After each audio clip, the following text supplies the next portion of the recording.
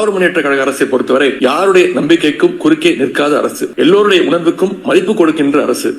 ஒருத்தர் இருந்ததாகவோ, அவர் இன்ஜினியரிங் படித்ததாகவோ, அவர் ஒரு பிரிட்ஜ் கட்டியதாகவோ சரித்திரம் இல்லை. புரோகிதர் சில மந்திரங்களை எல்லாம் எடுத்து சொல்லுவார். ஆனால் அதனுடைய உள்ளார்த்தத்தை கொஞ்சம் நினைச்சு பாத்தீங்கன்னா அவ்வளவு கேவலமான வகையிலே அந்த மந்திரங்கள் இருக்கும்.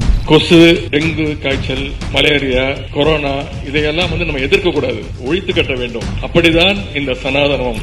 100 வருஷ கோயில் அடிச்சிருக்கேன். இதே டிஆர் பாலு சரஸ்வதி கோயில், லட்சுமி கோயில், இன்னொரு கோயில் என்ன சரஸ்வதி, லட்சுமி, இன்னொரு கடவுள் பார்வதி கோயில்.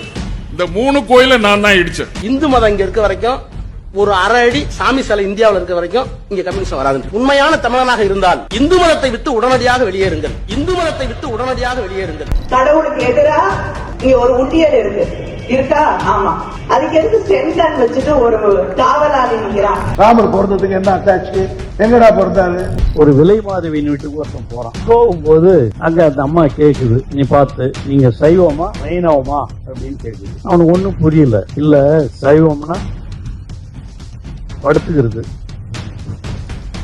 வைணவம்னா நின்னுங்கிறது.